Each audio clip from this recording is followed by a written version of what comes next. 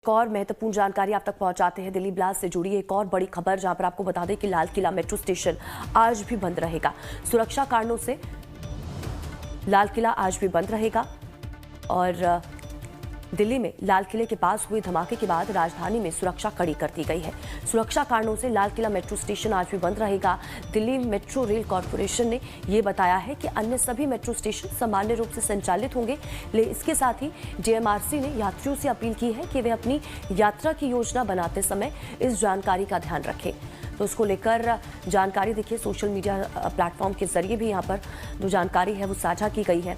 तो दिल्ली ब्लास्ट से जुड़ी एक और महत्वपूर्ण जानकारी आप तक पहुंचा रहे हैं। लाल किला मेट्रो स्टेशन आज भी बंद रहेगा। सुरक्षा कारणों से बताया जा रहा है कि लाल किला मेट्रो स्टेशन आज बंद रहेगा।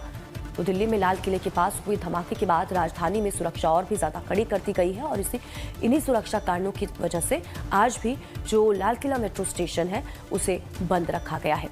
दिल्ली मेट्रो रेल कॉरपोरेशन ने ये बताया है कि अन्य सभी मेट्रो स्टेशन सामान्य रूप से रोजाना की तरह ही संचालित होंगे। इसके साथ ही डीएमआरसी ने यात्रियों से अपील की है कि वे अपनी यात्रा की योजना बनाते समय इस जानकारी का ध्यान रखें।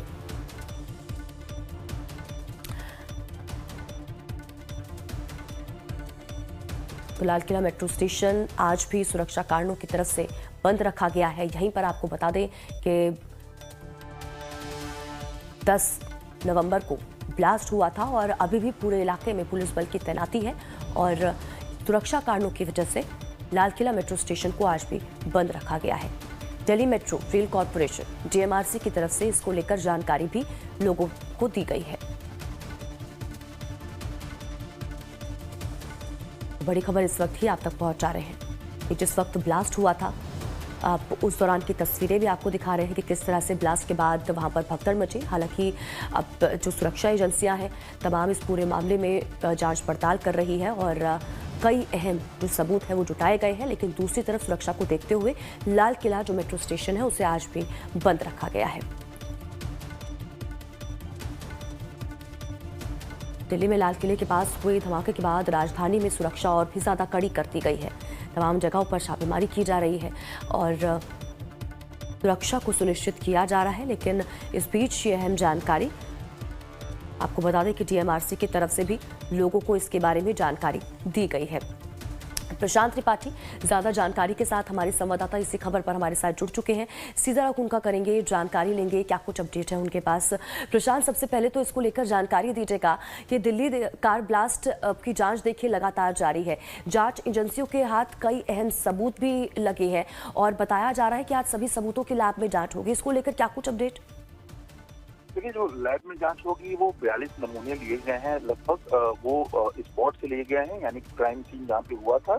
और एफएसएल की 2 दिन टीमें जो हैं लगातार अलग अलग मोड की टीमें थी जो आई और उन्होंने प्रिजर्व किया था मौके से सबूतों को और आज उसकी जांच होगी। जांच में ये क्लियर होगा कि किस तरह के केमिकल का इस्तेमाल किया गया।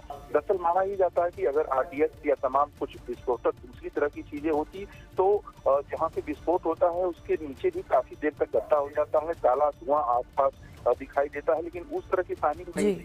तो अब ये किस तरह का केमिकल है, क्योंकि केमिकल के भी अलग अलग रूप होते हैं और ये जो डॉक्टर्स हैं वो कहीं न कहीं चूंकि डॉक्टर्स थे और कुछ इंजेक्टेड चीजों का भी क्या ये इस्तेमाल करते थे, ये तमाम सवाल हैं जो एजेंसियों को परेशान कर रहे हैं और उसी की जांच होने के लिए 2 दिन एफएसएल की टीम मौके पे पहुंची भी थी।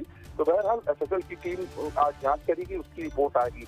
दूसरी तरफ आप देखें तो अलग अलग चूंकि एजेंसियां इस पे काम कर रही थी, फाइनली अब एनआईए के हाथ में इसकी पूरी जांच आ चुकी है।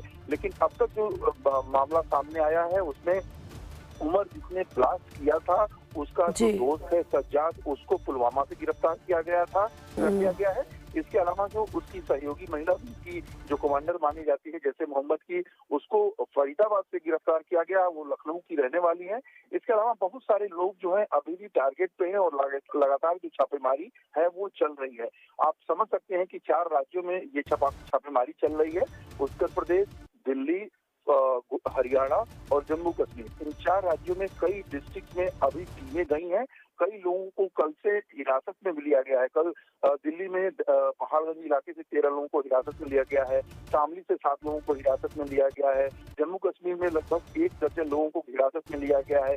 आज ये माना जा रहा है दूसरी तरफ की उमर जिसने ब्लास्ट किया था उसके माँ बाप को जो कल गिरफ्तार किया गया है आज दिल्ली लाया जाएगा और डीएनए टेस्ट के लिए उनके सैंपल्स भी लिए जाएंगे। तो तमाम प्रोग्रेस हैं जो लगातार अपडेटेड है और एजेंसियां जो है अंतिम निष्कर्ष पे पहुंचना चाहती हैं कि ये केमिकल्स इतने बड़े लेवल पे कहां से इकट्ठे किए गए, पहली बात। दूसरा, इसको फाइनेंस किसने किया। तीसरा, ये संगठन अंदर अंदर कैसे पल रहा था और क्या इनके स्लीपर सेल्स भी है इस वक्त। तो ये तमाम सवालों के जवाब के लिए इन्वेस्टिगेशन फिलहाल जारी है। स्वाति। बिल्कुल। अच्छा प्रशांत, इसको लेकर भी जानकारी दीजिएगा आप, क्योंकि बताया जा रहा है कि लाल किला जो मेट्रो स्टेशन है आज भी उसे बंद रखा गया है सुरक्षा कारणों की वजह से। क्या जानकारी इसको लेकर? देखिए, लाल किले को 13 तारीख तक के लिए बंद रखा गया है। इसके अलावा गेट नंबर 1 और गेट नंबर 3 जहाँ पे ये ब्लास्ट हुआ था, गेट नंबर 1 के पास ही गेट नंबर 3 पड़ता है, इन दोनों को गेट को बंद किया गया है, जबकि मेट्रो की आवाजाही इसके नीचे से हो रही है। तो मेट्रो के संचालन में सिर्फ जो लाल किले के पास 2 गेट हैं उनको बस बंद किया गया है। हालांकि डीएमआरसी ने बहुत साफ तौर पे रिलीज जारी किया था और उन्होंने कहा कि 2 गेट सुरक्षा कारणों से पुलिस के कहने पे बंद किया गया है, बाकी किसी तरह की कोई दिक्कत है नहीं। बिल्कुल। अच्छा प्रशांत, इसको लेकर भी जानकारी जरा दीजिएगा, क्योंकि जिस तरह से जानकारी सामने आ रही है कि संदिग्ध की जो मां है और भाई, से पहले आप भी जिक्र कर रहे थे कि उन्हें दिल्ली लाया जाएगा और यहाँ पर उनके जो डीएनए सैंपल है वो कलेक्ट करे जाएंगे, तो कब तक यहाँ पर उन्हें लाया जाएगा, इसको लेकर कोई जानकारी सामने निकल कर आ रही है क्या? देखिए, कल ही उनको हिरासत में ले लिया गया था पुलवामा से और जाहिर है दिल्ली की एक टीम मौके पर पहुंची थी। अब देखना यह है कि आज तो आना तय है, समय अभी चूंकि निर्धारित नहीं है कि वो दोपहर तक आएंगे या सवेरे अभी आ चुके हैं, क्योंकि काफी कॉन्फिडेंशियली सारे जो काम है वो सिक्योरिटी एजेंसीज जो है वो कर रही हैं। लेकिन ये तय है कि राम मनोहर लोहिया अस्पताल में ही डेड बॉडी पड़ी है उमर मोहम्मद की, और वहीं पे लाके सैंपल्स लिए जाएंगे और डीएनए टेस्ट के लिए जो सैंपल है वो भेजे जाएंगे। तो अब देखना है कि कितनी देर में, क्योंकि होना तो आज ही है लेकिन अब टाइम अभी एग्जैक्ट बता पाना थोड़ा सा मुश्किल है, तो जाहिर है हम अपने दर्शकों को टाइम भी बताएंगे, लेकिन आज का ही ये प्रोसेस माना जा रहा है कि होना है। ठीक है, बहुत बहुत शुक्रिया प्रशांत इन तमाम जानकारी के लिए और हमारे साथ जुड़ने के लिए। आप नजर बनाए रखें, आपसे आगे भी जुड़ेंगे, अपडेट्स लेते रहेंगे।